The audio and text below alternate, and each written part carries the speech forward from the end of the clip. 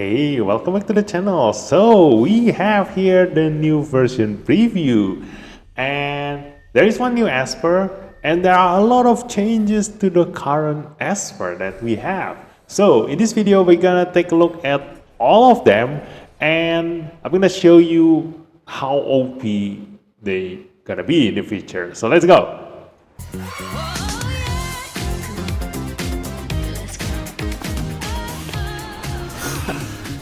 Those who gaze into the abyss will eventually become it. Tearing my way. She looks like the legendary version of Odette, and she actually is. So let's keep on going. Let's kick out Swan, a legendary fighter low. Something to pass the time. And new skin, Kinchu. Wow.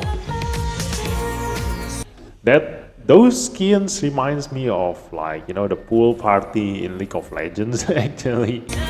So this is the Dawn of Darkness event. Wow. As usual, we have the story here. This is gonna continue the story of Amir. And we got a lot of mystery coins. What is that? Prestige medal times 100. What does mystery coin and prestige medal for?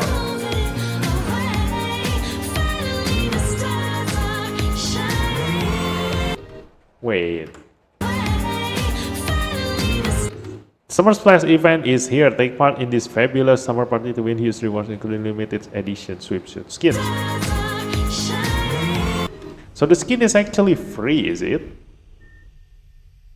Is the skin free? Claim. Yeah, I think so. So if you join this event, okay, so the coin is for this. The coin is for you to draw this gacha. There's a gacha in a gacha game, like another gacha in a gacha game, and yeah. Ooh, Sujue is back. So you can also use the coin. Okay, that is the other coins. You can use it to summon Sujue again. So this is your chance. We've all know by now that Sujue is insanely strong, as I have recommended you all every single live stream I did when Sujue event was still on. And now we're gonna have another copy of her. And Greywater Black Market is also here. You can buy the medal. Like 30 of them there. So yeah, pay to win will always gonna be pay to win. Dislyte Lens, wait, what?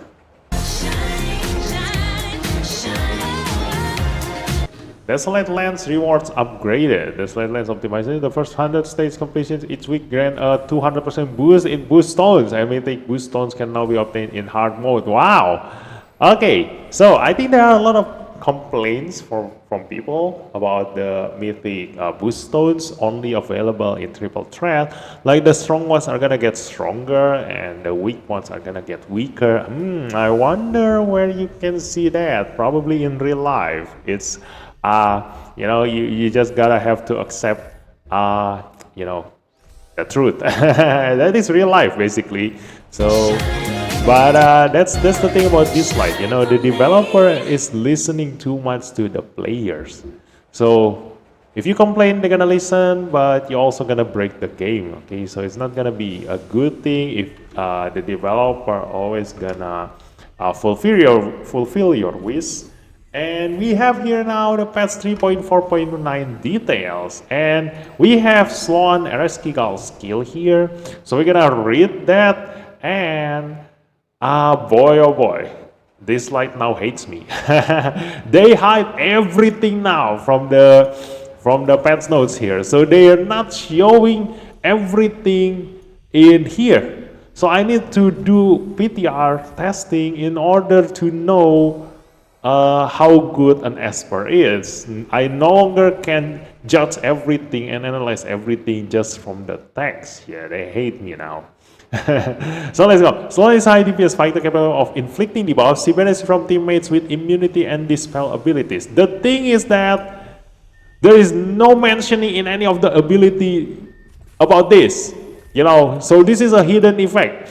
But this is like I assume that she can go through immunity and probably do something if the enemy can cleanse the debuff or dispel our buffs. I don't know. Like they didn't mention anything here. We're gonna take a look at each and every one of the skills here. So ability 1, Ice Pick, deals damage to one enemy based on attack, inflicts freeze and speed down. Okay, standard. We're gonna take a look at the percentage number as usual. If it's high, then it's high, and if it's low, then it's not that alright.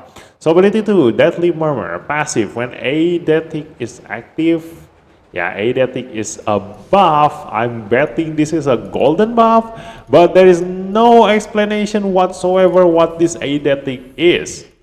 I don't know if it is a buff or it is this a minion that is following her. I don't know.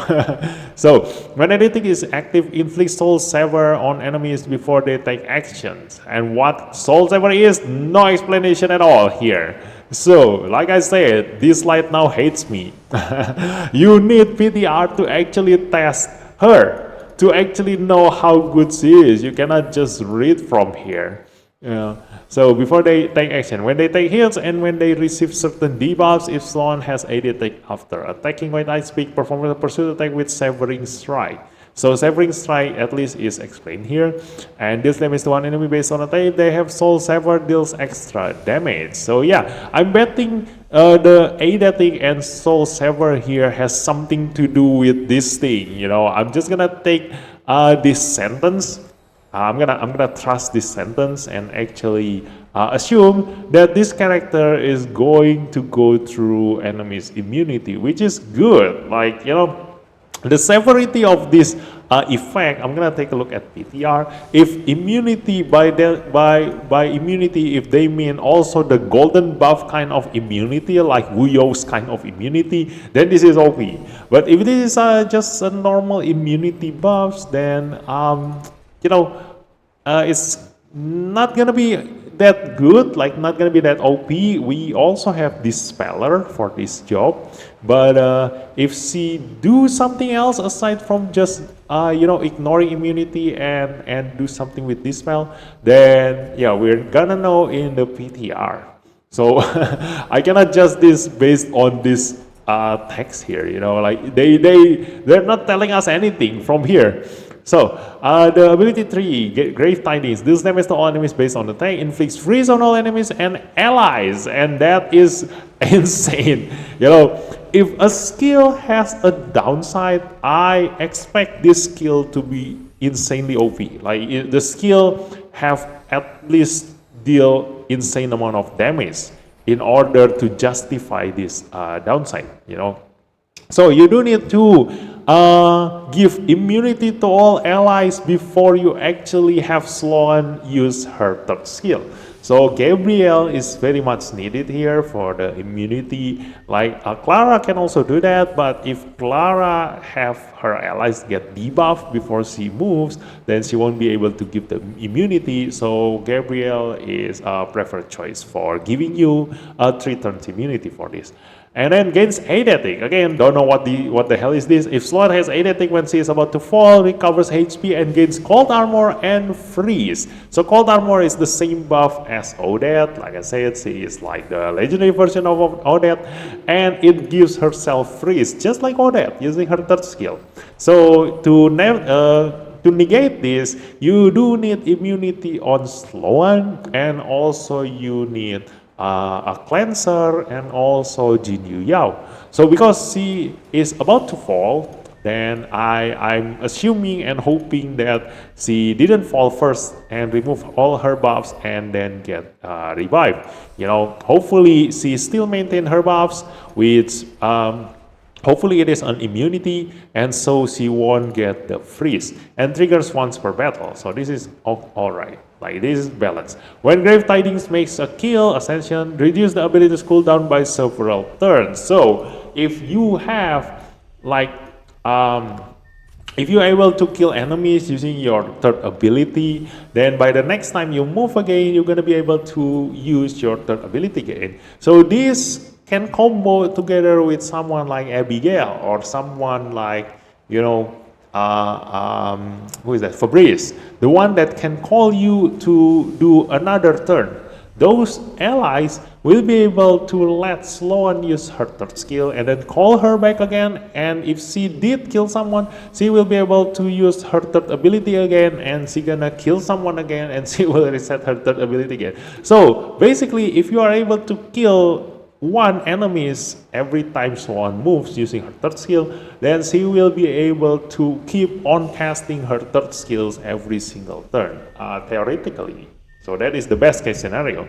Now going to the Resonance, Grave Tidings final damage increases. R2, after casting Grave Tidings, which is the third ability, inflicts Speak Down on all allies instead of freeze, which is good. Like, you do need her to be at Resonance 2 in order to not freeze your entire lineup. This gonna, sucks in a lot of ways. But if it is only speed down, then it is still okay, but you still do need to avoid getting this on all of your allies. Otherwise, giving your own allies debuff is never a good thing, So you still need to at least do something about this, like either cleanse this or use immunity on all of your allies before you actually use your third skill. And then the Resonance 4 Severing Strike deals massive damage if the target has a specified number of Soul Saver stacks. So I believe this word here. So I do expect a huge percentage number on this one. Otherwise, you're not telling me anything about this character in here. Okay, so Resonance 6, Grave Tidings grants 8 attack at the start of a round. Still don't know what the hell is this. When taking little damage for the first time, Sloan won't fall and recovers HP. Gain Call Armor for 1 turn, cast Grave Tidings, triggers once per battle. So the extra thing is that she gains this way. She casts Grave Tidings when she falls down. So if she falls, she straight away gonna counterattack using her third skill, and hopefully that will kill someone, And this is gonna be really good, because if she did do that, then it is not within her own turn. So once she got resurrected, she gonna cast Grave Tidings outside her own turn, and hopefully that she gonna move really relatively fast after she take little damage here, and then cast the third skill again if she did manage to kill someone. So that's really good. Now after the update, invite at the Esper via Summer Splash, invitation to chill. Sloan is a limited Esper and will not appear in Golden Event Elemental Wish Resonant Echoes. However, her Ripple fragments can be obtained by making wishes in the club or through Ripple of boxes. So this is new. Like, there's never been a case that the developer put this note in here. So maybe there's no way for you to get Sloan anymore after this event. So at the very least, I do recommend everyone to at least get 1 copy of Sloan, just in case. So you gonna fill up your collection of Esper for those Perfectionist players, and if it turns out that she is actually good, then you can keep making wishes in the club to increase your Sloan's resonance. So at the very least, do grab 1 copy of her. That is like the best path for you to choose. Because I'm gonna talk about here this one. I'm gonna let you read all the other event here, because I'm focusing more on the Esper in this video. And what was I gonna say just now? Yeah, just like the current new update here, like Esper balance adjustment. So as long as the game is alive, there's always going to be adjustment and balancing here and there, and that's why the meta is not always going to be the meta, because obviously the developer is going to rebalance everything, and hence why I never recommend people to just follow the meta. Like, just don't blindly follow the meta. Use your own brain when you are building your own team, and you should be good. So that's why Sloan, even if she turns out not really that good, having 1 copy of her gonna help you in the long run, because in case she got rebalanced, then you already have her copy, and if it truly is that you cannot get her anymore after the event, then you have at least one copy of her to keep getting wishes from the club. Now, this is what is really important in this new update, as per balance adjustment, because a lot of espers gonna become really strong because of this. Now, first one is gonna be Sienna. So the second ability gives allies attack up and speed up. Now it also gives ability cooldowns for allied with esper minus 1 turn. I don't know if this gonna replace the attack up and speed up. Like, will it still give you attack up and speed up? I do hope it does. And on top of it, it's gonna reduce all ability cooldowns for allied wind espers by 1 turn, which is good. But we have a lot of good wind esper right now, mainly Jinju, Feng Sun, Yuxu, Mateo, etc. Like, this gonna turn out really good. Now, the best part about Sienna is the third ability here. Deals damage to all enemies based on attack clears their AP. If AP is successfully clear, has a chance of inflicting stun for 1 turn, gets a bonus turn. So usually you need to reduce the enemy's AP first in order for them to receive the stun. But now the requirement to successfully clear a target's AP before inflicting stun has been removed. So if you miss the AP clear, you still have a chance to at least stun them, which is really good in PvP. And then Divinate dispels several buffs from a target before casting Wrath of the World. This is the best. Now you can use Sienna to start the battle, and if the enemy have immunity, it's not gonna stop her from stunning and clearing the enemy's AP. And also on top of that, Captain ability changes to ally speed plus 25%, which means that you can now use Sienna as your PvP captain. And that is insanely good, you know. Now, going to Everett. Everett, we've now know that a lot of players have resetted Everett in the previous patch update. Now he comes back even stronger, and he now becomes another version of Ana. Let's go. Let's take a look at this. Deals damage to one enemy 2 times based on damage. I'm not gonna read the original skill. It's gonna take so long. Now the change. Now Everett can have Valhalla Guardian's healing effects when at resonance phase 0. Valhalla Guardian's healing effect is the one that heals him every time he attacks the enemy, and he has an increased advantage against non-simmer targets. So I do expect that his damage now gonna be higher against non-simmer targets, or he receives less damage from non-simmer enemies. Now, ability 3, now Everett can have Valkyrie's Glory's damage mitigation effects, which comes out if this ability is on cooldown. Like, when Everett's third ability is on cooldown, then he will have damage mitigation effects for all of his allies. Then he can now have Valkyrie's damage mitigation effects when at resonance phase 0 for himself. You know, because this only affects his allies, and on the resonance, it affects himself too. Now he can get the effect on himself from resonance 0. But now there's an extra effect when hit by a non-simmer enemy's first ability effect, nullifies it, triggers once per turn. So there are 2 ways for you to interpret this, which is the first ability effect, does it nullifies the damage like Ana? Or does it only nullifies the effect, like the debuff, the AP reduction, all the bad things from that damage? I expect this to be the effect, only the effects, just like Petros, you know, like Petros nullifies the ability effects, but not the damage. So this is gonna be insanely good for Everett. He can no longer be stunned, except for a multi-hit stunner like Pritzker. And Everett's critical rate is increased when attacking non-simmer enemies. This is the advantage that this one is talking about.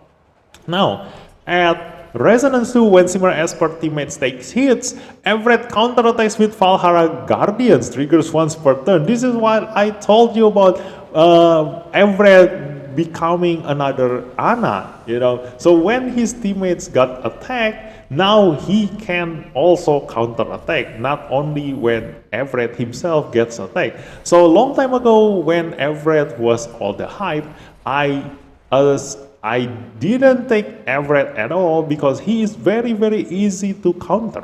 Like I've shown you in a lot of videos how to counter Everett. Basically, just ignore him. He cannot do anything if you ignore him. And one stun will stop him for the entire duration of the battle, So that's why now they changed that. He no longer can be stunned with this nullifier.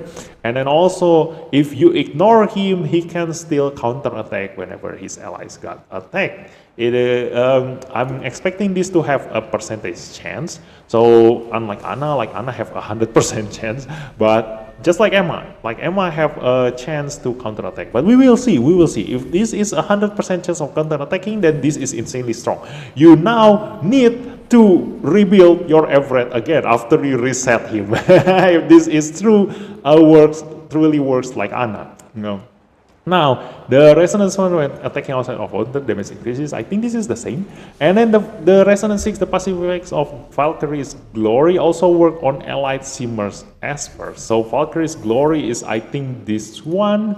When hit by a non-Simmer enemy's first ability effect, nullifies it. So now all of your Simmer Esper, your Petros, your Anna, your not Wuyo is already immune to every single effect. All of your Simmer Esper, like Iki, now they all gonna be able to nullify enemy's ability effect. So Everett is gonna be insanely important in PvP after this patch, to protect all of your allies from getting debuffed. Now going to the next character, Ife. Ife, I've already talked to you about in my live stream before, that Ife at Resonance 6 is insanely OP, because Ife, instead of attacking with the same ability 1, she gonna get a bonus turn. And bonus turn means that all of her ability cooldowns will get reduced, and she can do, instead of her only first ability, she can also cast her second or either her third ability. Now, if I can gain a bonus turn when attacking debuff enemies when at Resonance Phase 0. So you don't need her to be at Resonance 6 now to get the bonus turn. So she gonna be insanely strong as a Poison Esper, like even more than Hilda. Like now, Hilda will be more useful for sleeping enemies, like making enemies sleep.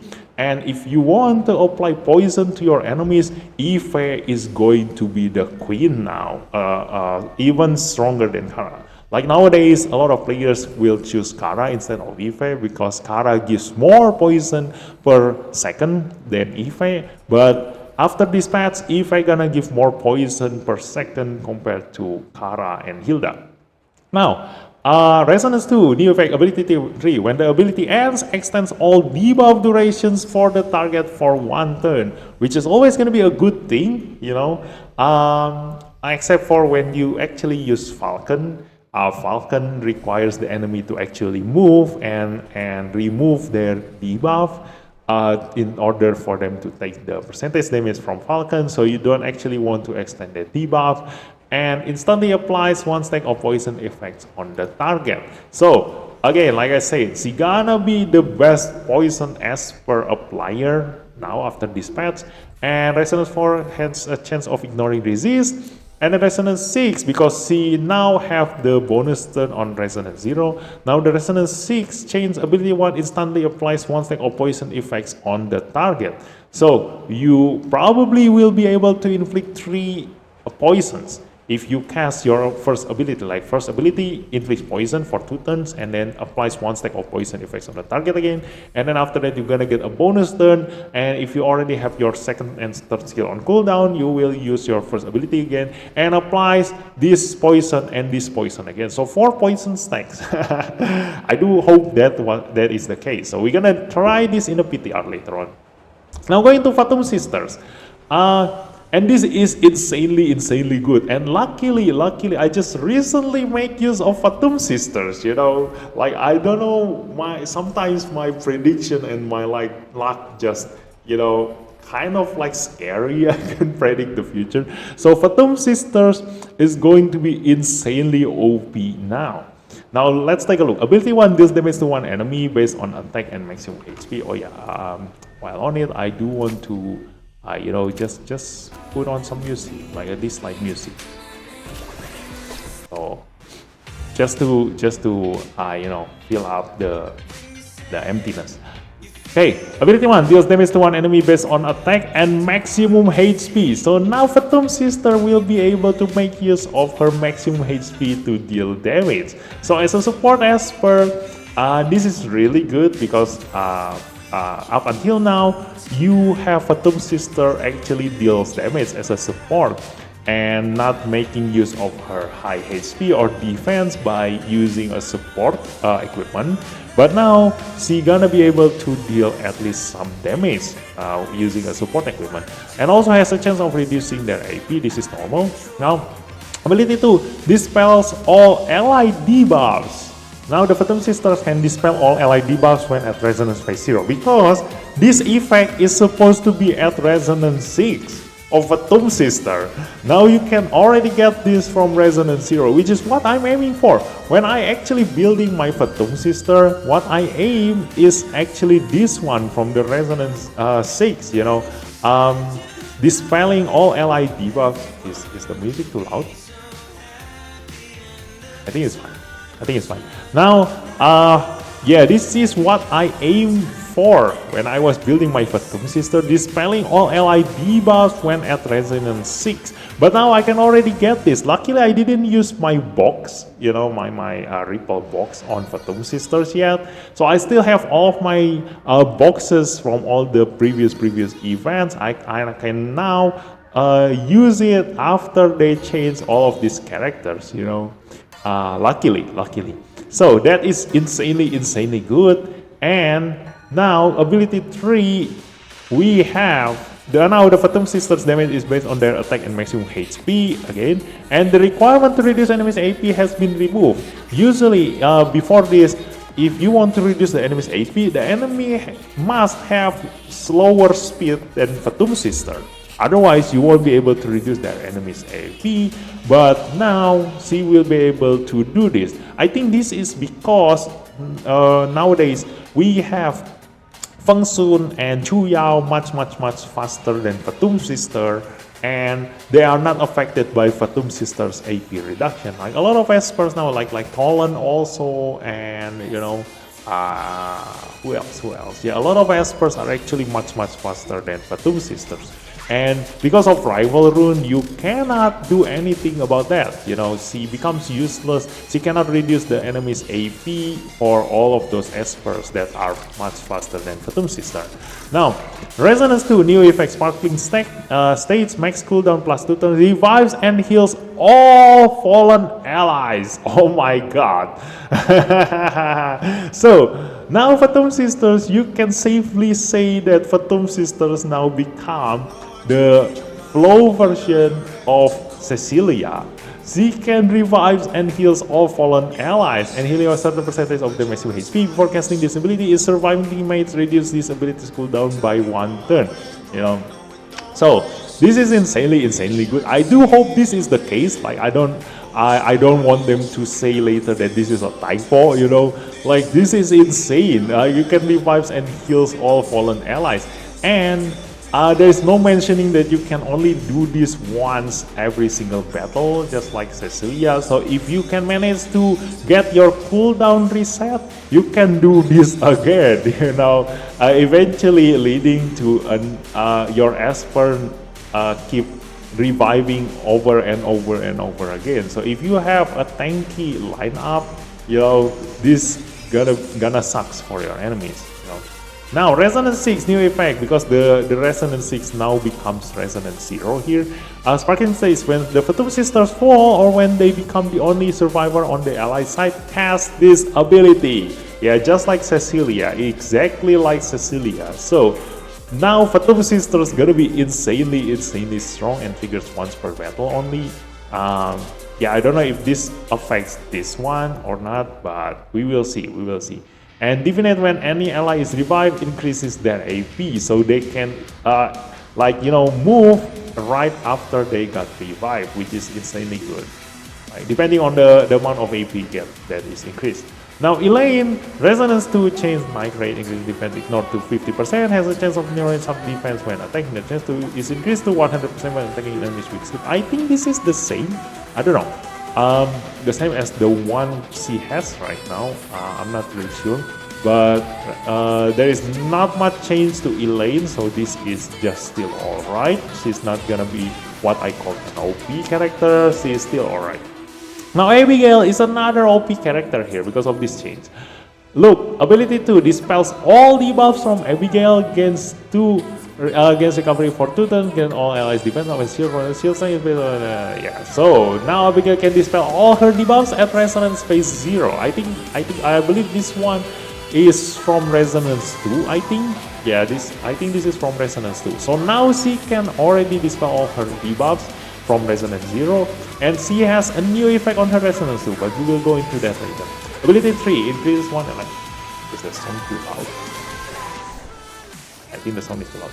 Now, ability 3 increases one ally's AP if the ally has already fallen because it heals them with if the critical damage allies critical damage up and attack up. So Abigail is no longer giving absorb. Like this sucks actually, but pros and cons. So I actually love absorb. Like this is a very unique buff which makes me able to only bring Abigail in my Sentinel Hunt and Falsetto Fantasy, because as long as my allies keep attacking the boss, they can heal themselves because of this absorb. I don't need a dedicated healer for my lineup, and Abigail herself is already enough. She already gives every single buffs available to you, and she can heal you by using absorb.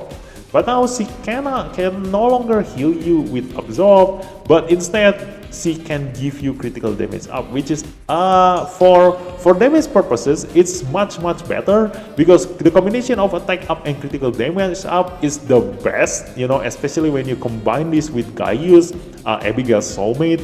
The both of them have worked like perfectly together ever since they came out, because when Gaius, very squeezy, died before Abigail used her third skill, she gonna use her third skill on Gaius, giving Gaius attack up and absorb, and Gaius, because his third skill is the cooldown is never gonna be affected by anything, he gonna straight away use her third ability and use his second ability and obliterate everyone and restore his HP to full health because of the absorb. But now you gain both attack up and critical damage up, which gonna be insanely good for Gaius, that can flatten the entire enemy team just by dying and getting revived by Abigail. So that's the first combo that I can think about. But this can apply to every single DPS Esper.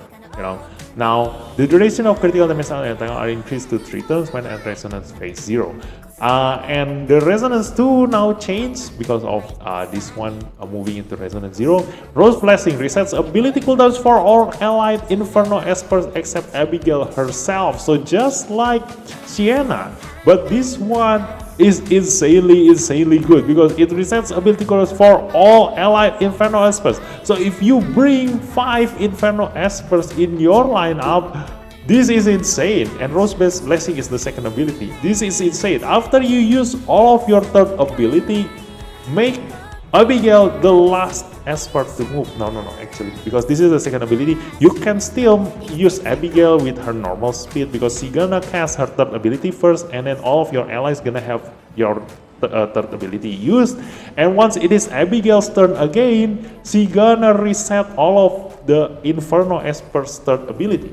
And if you have her Abigail to move last, that means that you're gonna have your 4 allied Esper move first, and then Abigail using her third skill. But that means that you're gonna need another buffer to buff up your other 4 Espers to deal damage, and then Abigail move, and then after that, all of your other 4 Esper, Inferno Esper, gonna use their second skills, and then it's Abigail's turn to use her second skill and resets all of ability cooldowns for all of them. Yeah, I do hope this is true. Like I I cannot guarantee that in the PTR and when they release, this is kind of like a typo and only you're gonna reset one ally Inferno Esper skills, but we will see, because this is insanely OP. Now Resonance 6 itself has a new effect, Queen's Gift, resets the target's ability cooldowns. This effect will not work on Abigail herself. Yeah, so the third ability itself now will reset the target's ability cooldowns too. So if you have Abigail, like, you gonna reset a ton of ability cooldowns just by her surviving. This is insane. Third ability resets ability cooldowns, and then second ability resets every allied Inferno Esper's cooldown. So paired up with like DPS Inferno Esper, someone like Embla, someone like Brewster, someone like, and basically every single Inferno DPS Esper gonna benefit a ton from having Abigail in her lineup, And then Divinate before casting Thorny Brambles, Abigail's ability cooldowns -1 turn. This is Thorny Brambles, I think this is the first ability. So when Abigail casts the first ability, Abigail's ability cooldowns -1 turn, which is insanely good because if you give her Avatara now, that means that she will be able to keep casting her second and third ability, resetting every single ally's ability cooldown. How insanely OP is that? So yeah, we have Abigail OP, we have Fatum Sisters OP, we have Eve and Sienna good, and Everett also good. Yeah, so that's what this update is all about. And we also have Timer, Captain ability increase ally attack by 30%. This is alright, like we have a lot of options for attack 30% increase. I do hope that this is a 40% increase, because like 30% is normal, 40% is good. So we have too many alternative for 30% attack increase, not just from Taper. So yeah, this is just so. So that's it for this 3.4.9 patch notes details, and we analyze everything. So I'm gonna see you in the PTR testing. Thanks for watching, and bye bye.